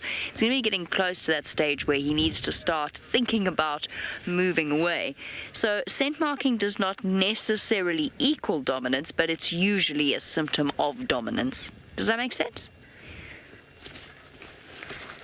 Tingana and THANDI, the two dominant adults of this area, as well as Shidulu, they will all scent mark as well in Hukumuri. They will scent mark to make sure that the other dominant leopards know to stay away. We're going to do a mad dash to the hyena den now. It's been lovely sitting with Tingana, but it's time for us to leave. Let's go across to Brent so that we can have a chat about a rather debilitating skin disease.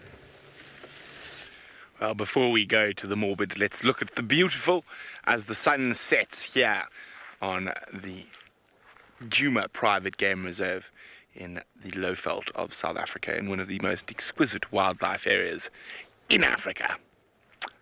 Gorgeous. Absolutely gorgeous. Now, we're going to talk about mange a little bit, so we're going to wander back into our tent and chat about mange. Now, you've got two types of mange. You've got demodactic mange, which isn't nearly as bad, and then you've got sarcoptic mange. And sarcoptic mange is what, unfortunately, the Mangeni boys are suffering from. So let's have a closer look at how badly they are suffering.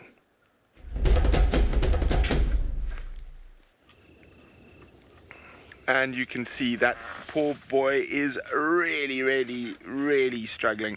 That's the one I'm not sure whether he's going to make it through the year. I'd say almost 50% of his fur has been lost. And you can see some of the scars are starting to heal. There we go, you can see there, not so bad. So it's actually a tiny little mite, a little arachnid that burrows into the sort of roots of the hair follicle as it comes out. And what actually causes the hair to fall out is not so much the mite feeding on the flesh and all that type of stuff, is that most animals will have an allergic reaction to the mite and to its saliva, and that's what causes the hair follicles to fall out. And certain lions and certain animals seem to have less of an allergic reaction. I suppose it's like most allergies. So the NKUHUMAs seem to survive it better than the sticks and these poor Mangeni boys. And then what the other two big problems with mange and that allergic reaction is that it acts as an immunosuppressant. So it suppresses their natural immune system.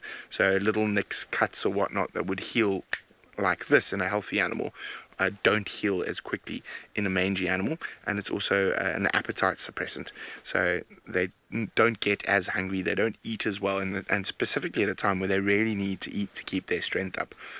And there are a couple of areas of the park where or of the Great Kruger where mange is more common. This area here being one of them, but it is natural and it is seen almost every single dry season here, and a lot of people get very upset by it, and we must be the most horrible people in the world in the management of Kruger and the Sabi Sands. We must be absolute brutes. Well, not management, but the management and us who view them on a daily basis.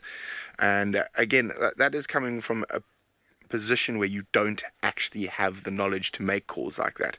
You must understand that the Greater Kruger, or the Kruger in particular, is probably one of, if not the best managed national park in the world in terms of how they deal with problems, because they have problems that other national parks couldn't even dream of, and on such a large scale. Now, to try cure a lion who's got mange that badly, it would mean you'd have to dart it at least twice a week and give it a bath in a solution. And what that means is darting an animal is never a safe thing. I mean, it is mostly safe, but if you have to dart something, things can go wrong. And slight wrong, and especially something now that's got mange where its immune system is already compromised, and you're now going to hit it with a whole bunch of drugs, and those drugs in the wrong cocktail of combinations can be lethal. So it's just not feasible. And everyone seems to think it's a cost thing. It's not a cost thing. I mean, the quickest way to kill those lions would be dart them twice a week and try to give them a bath. Their immune system probably could not deal with it. So there's nothing to do but sit back. And I know it sounds horrible, but again, this is the Garden of Eden. We don't need to be gardeners. We don't need to fiddle with it. Human beings love fiddling and messing up systems that have been working for eons all by themselves. Now, this helps control the lion population. So if the lion population gets too big, they whack too many of the buffalo, and then the buffalo affect the grass because you don't have those big herds of buffalo working through in their hoof action and dung fertilizing the soil for the grass, for the zebra, for the wildebeest, for the elephants. So everything's connected. So you cannot have too many of one thing. And I think people misunderstand that mange is natural. It is a natural controlling agent of the lions, as was white mussel disease during the drought. And it's very sad and very difficult to watch, but this is how these situations are controlled. And there is the argument, lions are a threatened species, so should we intervene because they're a threatened species? However, in this area, the lion population is extremely healthy. If we started saving all the lions, which is done in other parts of Africa, you completely destroy the social dynamic in them. So when it comes to mange and natural born diseases that are part of the ecosystem, it is not our place to start fiddling. And as difficult as it is to watch, we are here to observe and to learn. We're not here to stick our naughty, messy, dirty little fingers and mess up a really good system. Philip's wondering, do I think they can develop a resistance? I would say so. It depends. I mean, if you look at the Styx females, quite a few of the Styx females have developed resistance. They still show signs of mange, and they're not the best lions in the world to look at, but they definitely are surviving. I mean, they've made it through this far. As I said, 2 of those Mangeni males I think will survive. The third, I'm not 100% sure. But quickly across to Jamie at the DJUMA Den. I thought I'd found Corky. I really, really thought I'd found Corky. This hyena's got such a nasty injury on its shoulder blade.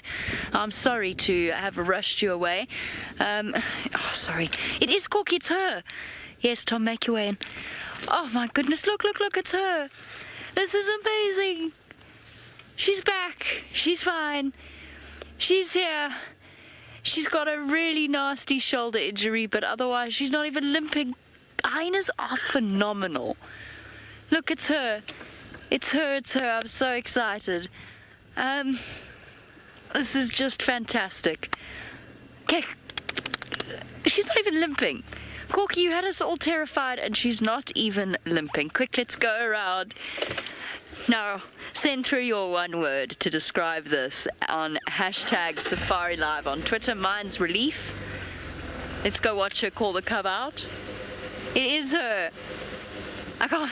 We drove along the road. How beautiful was that timing? And I saw this hyena with a shoulder injury, and then Craig said no, he thought it was her, and I said I didn't think it was. She's a bit thinner than she was, but otherwise I am so excited. Well done, girl. Now fetch your baby. Sorry, girl, sorry. She's limping. Yes, she's okay. She's okay. I'm gonna stop here.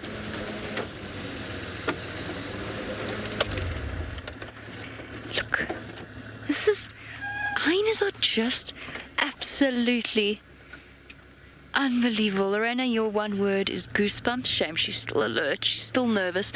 Oh, that looks horrible on her shoulder. She's calling. What's going on? It's okay, girl. Let's just give her a moment.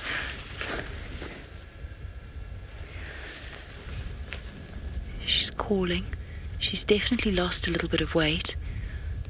She doesn't even have a scratch across her face where he hit her with his paw. Hey, girl. You are a sight for sore eyes. You really, really are. She'd probably been back here every night since. We just didn't realize. She's definitely lost some weight, though. She's making that low moan.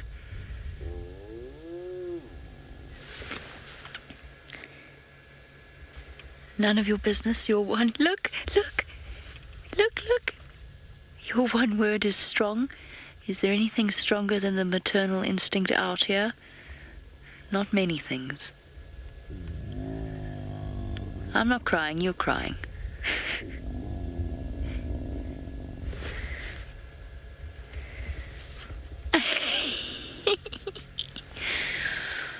Hi. Hello, Wobbles. Is your mummy back?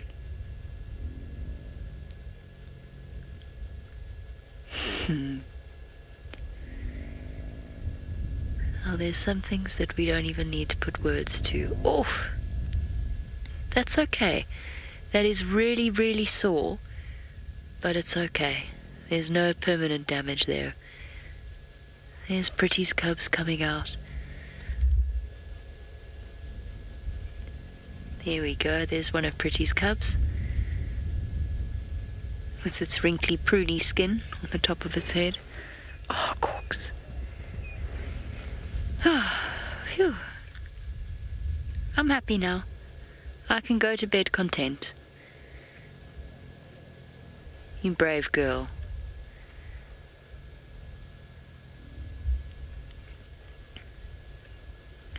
Penny, your one word was crying.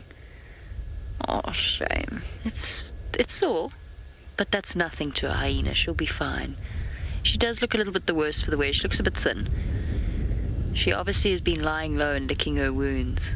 And now it's time to come back to little one who is very hungry. Come on, Mum. I can't believe they're still at the same den. He's so hungry, it's trying to suckle upside down. Look at its little tail. Every sign of dominance in its body language.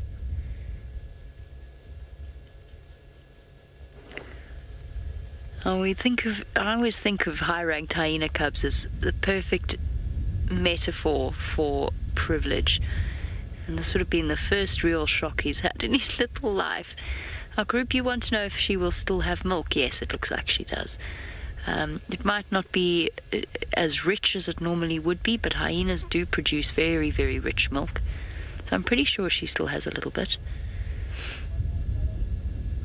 Oh. And if not, she'll go out and search for a meal tonight. Oh, you're hungry by any chance?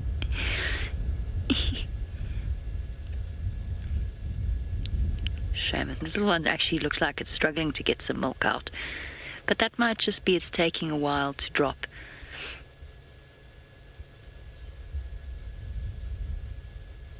Nothing's broken. Just a deep wound, that's all.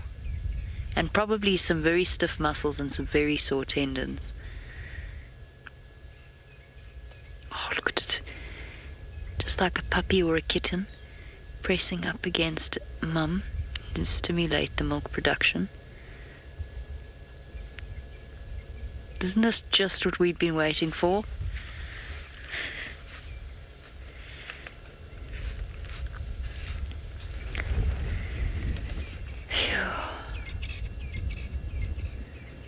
This is the best possible way that our safari lives could have finished off this afternoon. It really is. Finally, How long has it been? Feels like forever since we last saw her. I think it's only been 3 days.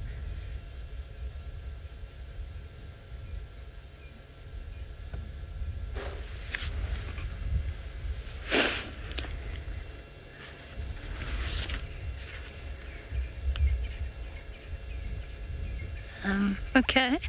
Reunion's over now. They're probably going to sleep and have a little bit of a nap and a recovery period. And she's not showing the side with the injury, but can do.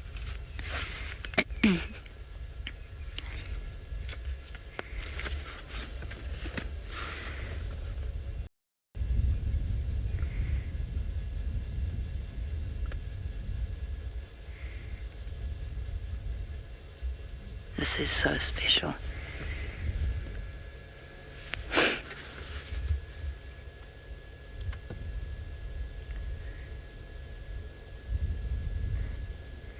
I think everyone around the world is breathing a massive sigh of relief. Corky, I don't think you realized just how many people you had worried, concerned for your safety. Everyone's been rooting for you.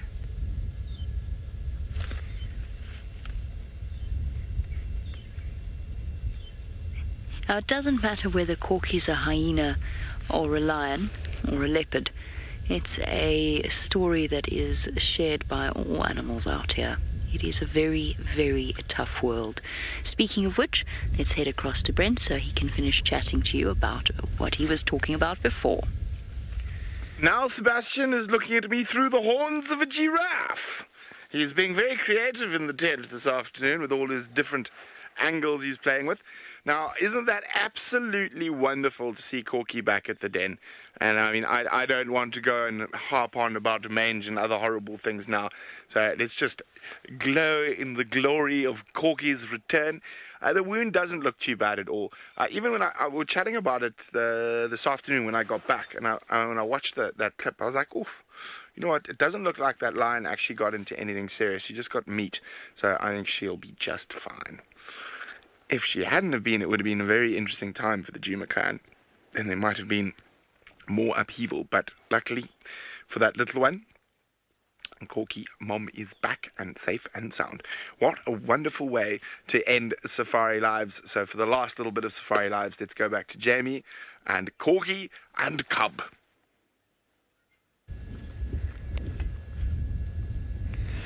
Corky and Jamie and Cub, I cannot think of a better combination of different factors.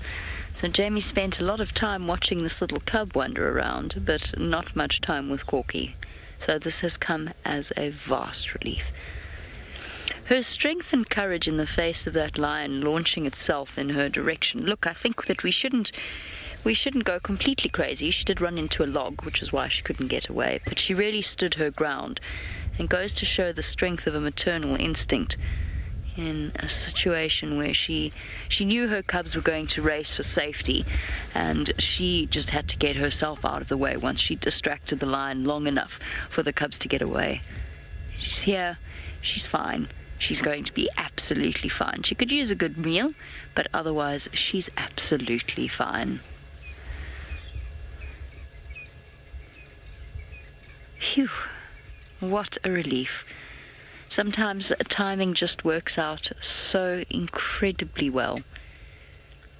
She arrived as we did and looked at us as if to say, yes, it's me. Were you worried?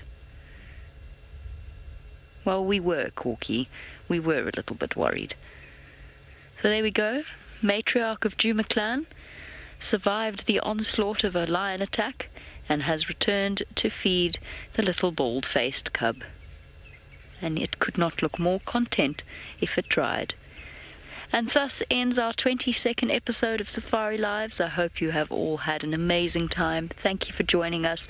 You're the most important part of this entire story. It just wouldn't be the same without you.